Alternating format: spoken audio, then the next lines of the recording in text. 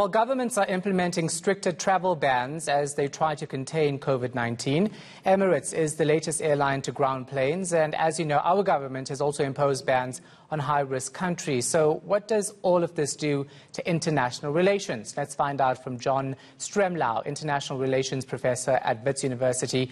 John, so what are the wide-ranging impact of such travel bans?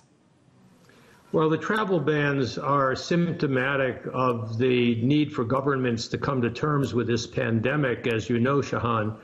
But I think it could transform global order in ways that we're only beginning to understand, because the sovereignty of nations is what is being asserted now. That's where the authority lies, even in the EU, for example, to close borders within the EU. Who would have ever thought of that? But at the larger global level, you need to have a global response. You need to have cooperation. And the Asian model is being juxtaposed now to the Atlantic or Western model. And I think South Africa has to navigate and figure out what models work best for it. Yeah, so South Africa, of course, has been a bit lenient. Not all countries have been banned. It's mainly the high-risk countries. But you can't blame any country across the world for actually imposing these travel bans, given that we're dealing with a pandemic. Well, that's true. At the same time, you know, the inexcusable mismanagement of this problem by the United States has meant that the role that the U.S. has traditionally played as a font of science and timely information that's fairly authoritative from the CDC, the organization that compiles data on national emergencies like this, is missing in action.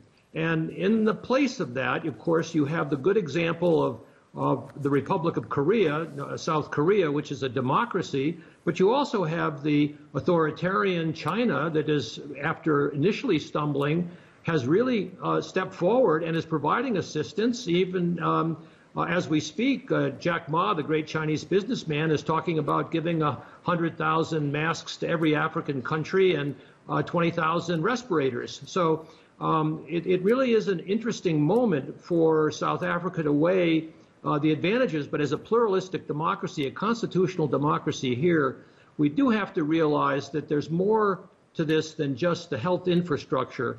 Critical as saving lives is, there's also the economy, and there's also constitutional democracy and the civil liberties which are enshrined in that. So it's a very fluid situation that I think when we come out the back end, the world will look a little differently.